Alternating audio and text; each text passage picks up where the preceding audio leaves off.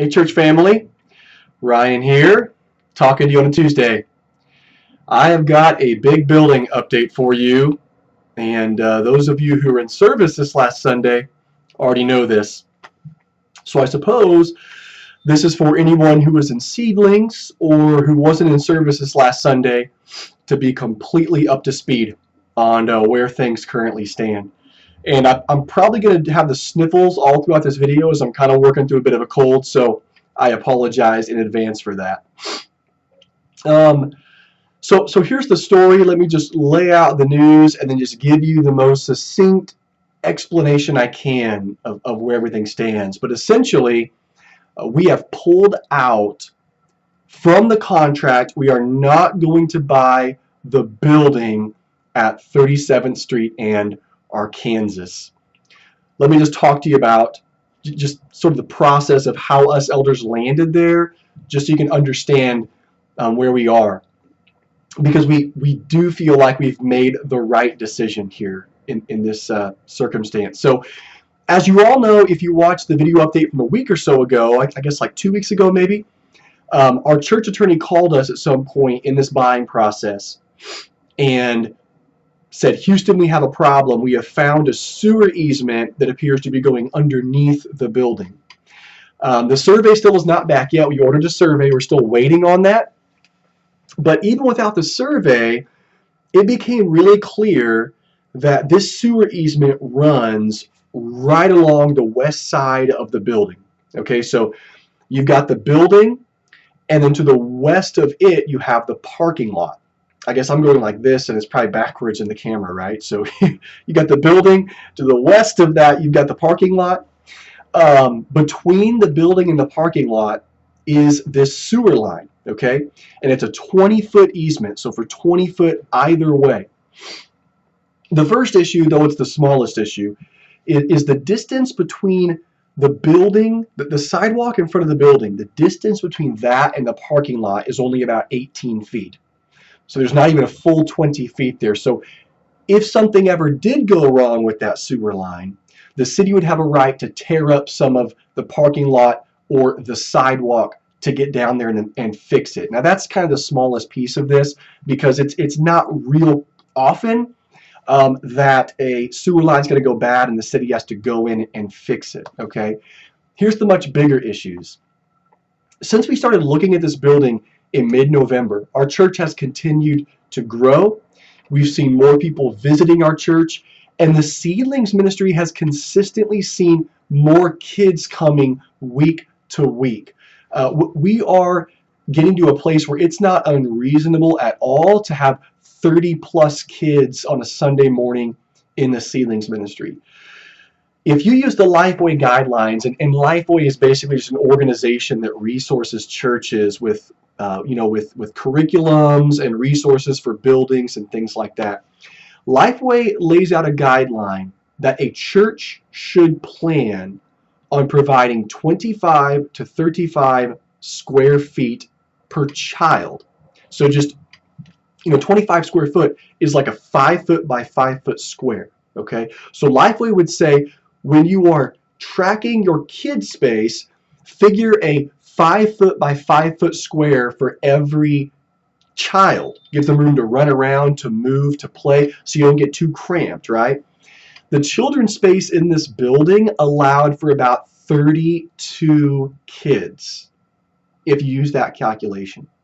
We were figuring that maybe you could, bunch that up to 40 and leave a little bit less room, but still enough room to get around. Well, the issue is then, at our current size, as we currently are, that means when we moved in this building, we would have to go to 2 services day one. First Sunday right off the bat. If we promoted it in the community and said, hey, Wichita community, the Seed Church has bought a building, we've been renovating it, it's all ready, come join us, we wouldn't be able to do one service because there'd be no room for our friends and our family and their kids. We would have to go to 2 services immediately. And so just to give you some clarity there, what us elders were processing, after the sewer line thing happened and stuff slowed down and we had a chance just to really process every aspect of this purchase, here's what we recognized. It's one thing to say, Hey, church family, we've been in a building for a while and we've been growing. And so, as a celebration, we're moving to 2 services in order to have this outward approach to our community and to reach more with the gospel. It's a completely other thing for us to say, hey, church family, we just spent $200,000 of resources that God has faithfully given us through your faithful stewardship, and we can't even fit in the building we just bought. It is not good stewardship. To sort of gut check me and to gut check us elders, last week I called 3 pastors outside of the Wichita area, and I just said, hey guys, put on your church consulting hat, okay? I know you know me, I know you love me, but pretend like you don't know me or love me. Pretend like I'm just a guy calling you, and listen to the statistics of our church, where we are, what our size is, some of those things, and listen to how this building is laid out and the challenges we'd face there, and then just straight up tell me, just give it to me straight. What do you think about this? All 3 of those pastors said, I would not buy that building. That spoke pretty loud and clear, because all 3 of these guys have more experience and wisdom than I do in terms of pastoring a church. So here's the other piece then that really was the nail in the coffin. The building, the layout of this building is such that the west side of the building is the children's area, the east side is the auditorium area.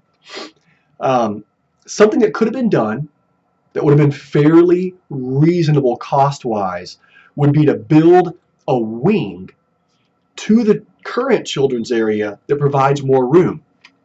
The problem is, though, is since the children's area is on the west side of the building, that sewer easement is all along the west side of that building. You can't build a small wing to add maybe 300 or 400 square feet to the kids' area, because you can't build on top of that sewer easement. So when we put all this together, the growth in our church, the sewer easement issue that our attorney brought up, the space issues, having to go to 2 services immediately, not because of growth in the body. We have been growing, but it's not like it's moving in and then growing. It's like buying a building that's too small day one, right? All that together just gave us elders significant concern. And so we ended the contract to buy this building. We did put down $1,000 of earnest money, but because this sewer easement is a title issue, that earnest money will be released back to us. The survey that we've purchased, we will have to pay for that. It's already been purchased.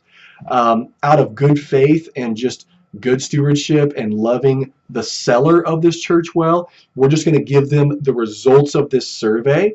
So if there's anything else that's a problem on this property, they can know that, and they can work toward trying to sell it to the ultimate buyer.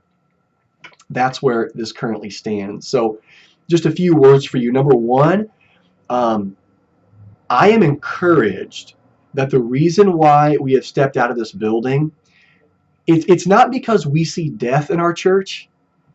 We didn't step away from this building because we feared we couldn't afford it or feared we couldn't step forward and do this. It's because we see life in our church. We see growth in what God is doing in the seed. We see people visiting. We see families growing. We see lots of people obviously having more and more babies. Because there's life in the church, we sense this building will not fit. And so that's a good, encouraging word. A second word is a word of ownership. The reality is, earlier than later, some of these issues could have really been seen more clearly. The issues of the size of the children's space, the issues of having to go to 2 services earlier than later. We had a sense that some of that might be a reality. It's just when the sewer easement thing came up and it slowed down the buying process, it really allowed us elders to slow everything down, to hold the phone, to stop the train, and just to rethink through every aspect of this purchase. And so me primarily, but us elders collectively, just want you to know that we own this. We feel like this could have been ended earlier. It's not like we've lost ground. It's not like we've put the church in like a tailspin, but we just want to be transparent with you, right? Like, we want to lead transparently to give you reason to trust us, just to say that we're learning as elders, walking through what it looks like to purchase a building and lead well. And so we walk through this with integrity. We walk through this in the wisest way we could, and just want to say that we want to love you well and lead you well. And so we own that earlier than later, we could have been able, right, to say, hey, listen, this kid space probably isn't enough. We should probably quit pursuing this building. But it really wasn't until the sewer easement issue popped up that we slowed down enough and the Lord really spoke clearly, and we saw these issues all coming together and saw, man, this is not the right property for us. So just want to put that word out there and say, as your lead pastor, I primarily own that. And I want to lead in that way, regardless of what it is in our church, just to be transparent, that we are learning as you are learning. We are learning together, and we want to walk in a culture, in a spirit of grace and truth in everything we do as a church. Here's the last piece, and then I'll sign off so this video doesn't get prohibitively long. We're going to hunker down. We're going to hunker down at North High. And just a couple of things that are encouraging. When I talked to those pastors on the phone to get some wisdom, they had some really encouraging things to say. And here's something one of them said. He said, listen, from what you're telling me, it sounds like you're currently at North High, where you're growing. You have an auditorium where you basically have limitless room to grow with all those seats. You have a building with lots of hallways and lots of space where you can expand and adjust and improve your children's area and have lots of room for kids. Basically, we're in a place right now, though we're renting, the reality is we're in a place where we can grow, and we are growing. And so this pastor just kind of gut checked me and just said, honestly, why are you so hungry for a building? If what the church is about, it is a culture of people loving and knowing Jesus, being planted in the Word and building a community that reaches into the culture. If that's the center of being a church, why do you need brick and mortar?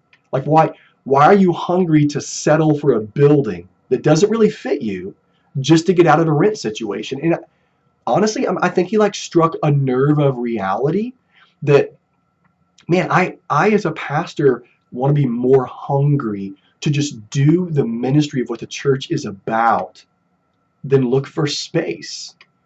And so I want you to know, we're going to keep our eyes open for space. We're going to continue as elders looking for that and asking God to lead us. But I think this whole process just helped us to see more clearly, like, the Lord has blessed us immensely as a church. We have a very, very solid cash position because of how frugal we've been and because of your faithfulness to give. And our budget is healthy, and we're seeing more and more of you, by God's grace and by obedience to Jesus, giving faithfully to the church to prepare us for whatever that next step is. And we're in a place where we are growing and the community is growing. We've got more people in gospel communities this session than we ever have in the past. New leaders leading, right? It's exciting to see the things that Jesus is doing within our community, within individual lives, and the ways that Sean and I are able to hear stories and interact with people, of hearing about how Jesus is working in people's marriages and individual lives and jobs and their walks with the Lord. So we're going to hunker at North High. We're going to follow Jesus there, do what we've been doing. Last word is a word from Scripture. It's funny how God works, right? This last week, I've been going through the book of Numbers right now in my personal time with the Lord, and I was reading in Numbers chapter 9, and that's the chapter where it talks about how Israel was getting around in the wilderness once they left Egypt. And here's how they got around. They had this tabernacle, and God's glory was in the form of a cloud, okay? And when this cloud would settle, it would mean that's where Israel was going to camp for a while. So they'd set up their tabernacle, they'd set up where they'd live in that area for as long as the cloud was there. And then when the cloud lifted, that meant it was time to pack everything up. Once they were packed up, the cloud would start moving, and Israel would follow that cloud to wherever their next campsite was. They did that in the wilderness for 40 years before they entered the promised land. And as you're reading Numbers chapter 9, if you want to go read it, what's really interesting is it becomes really clear that the people of Israel saw no rhyme or reason to God's movement. Like the scripture literally says, sometimes the cloud would rest for a day, sometimes 2 days, sometimes a week, sometimes a month or more. Just the cloud just kind of moves. God just sort of leads his people as he sees fit based on his wisdom. And the major takeaway is basically this: until God moves, his people don't. That's the main message. Until God moves, his people don't. So, this building fell in our lap. It fit financially. The location made sense. Us elders were building a missional strategy for that community that seemed to fit our body and our passions and what we want to see Jesus do in our midst. Everything seemed to fit, but the more we prayed after the sewer easement issue and looked at it and processed it, we just had this sense. It feels more like we are at this point trying to take a circular peg and push it through a square hole and not really listening and waiting for the guidance of the Lord. And so we slowed down. And so we just want to say to you that our heart is, we're already at North High. God is growing us there. The gospel is going forth. The community is growing. We want to continue pushing to be a culture and a community of truth and grace where the gospel is greatly valued, where community grows, and where we live on mission in our personal lives through our jobs, our families, our neighborhoods for the fame and honor and worship of Jesus. That's what we want to be about. And we're going to be about that at North High until God moves. And so we're just resting on him to lead us as a church. In the meantime, we are going to focus on growing and improving every aspect of what we do on Sunday mornings, just improving what the Seedlings is and does. And Liz and I have already started processing about this to pray come summer, praying until summer gets here, and then that summer, maybe making some changes and working towards some improvements and just feeling that out. Same thing with Sean and the worship ministry and just every aspect of what we're doing as a corporate body. So, church family, I hope you're encouraged by this. I hope you hear from me. I hope you hear from my heart and the heart of the elders that we long to lead you well and to lead with transparency, with honor and integrity in a way that makes much of Jesus. And we want you to feel safe under our leadership and to trust what we sense the Lord is doing. I mentioned this on Sunday morning. This is open for anyone watching this video. Any questions you have, any concerns you have, just anything you want to lay out there, you can email us and just lay that out if anything seems unclear. But that's where we are. Just want you to be up to speed. I think I've pretty well covered the full gamut. So I'll go ahead and sign off. You will get the weekly update via written email on Thursday. Today, I just wanted to get this video to get this to you sooner than later to bring everyone up to speed regarding the building. All right, we love you and have a solid week. May God's grace be with you.